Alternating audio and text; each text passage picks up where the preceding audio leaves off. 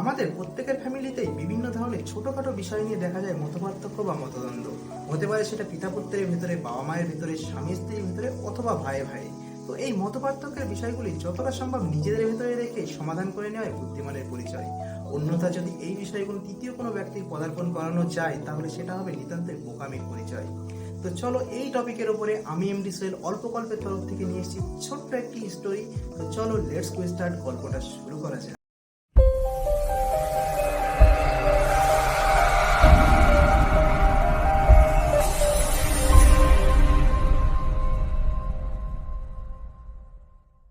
এক মা তার দুই সন্তানকে বাজারে পাঠায় সুচ কিনে আনার জন্য। তো যথারীতি তারা দুই ভাই বাজারে চলে যায় এবং একটা দোকান থেকে সুচ কিনে নেয়। কিন্তু প্রবলেম হলো সেই সুচটা বাড়িতে নিয়ে আসার সময়।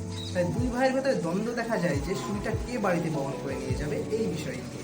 বড় ভাই ছোট ভাইকে বলে, তুই ছোট আছিস, সুইটা তুই বহন করে নিয়ে যা। আর ছোট ভাই বড় ভাইকে বলে, তুই বড় আছিস, সুইটা তুই বহন করে নিয়ে যা।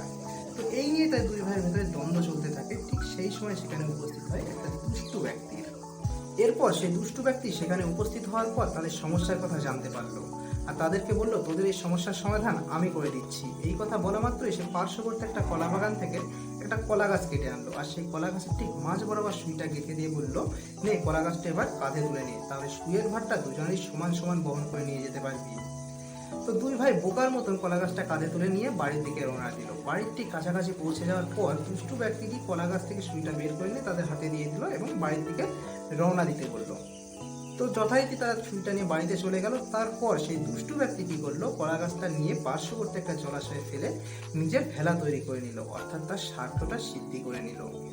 তো আমাদের সাথেও কখনো কখনো এমন অনেকবারই হয়ে থাকে যে আমরা আমাদের ছোটোখাটো বিষয় নিয়ে আমাদের প্রিয়জনদের সাথে মতভেদ করতে থাকি। সেই সময় তৃতীয় কোনো ব্যক্তি এসে তাদের স্বার্থ সিদ্ধি করে নেয়। তো এই সমস্ত মানুষদের থেকে দূরে থাকুন, নিজেদের সমস্যা নিজেদের ভেতরেই রাখুন, নিজেরাই সেই সমস্যার সমাধান খুঁজে বার করুন। তৃতীয় কোনো ব্যক্তিকে সেখানে পদার্পণ করতে দেবেন না। তো আজকের ভিডিওটা এই পর্যন্ত রাখছি, দেখা হচ্ছে পরের কোনো ভিডিওতে। আর ভালো লেগে থাকলে অল্প গল্প চ্যানেলটিকে সাবস্ক্রাইব করে রাখবেন, আপনাদের জন্য এমন প্রতিনিয়ত গল্প আসতে থাকবে।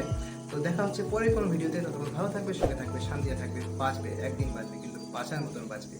জিও তো দিল সে।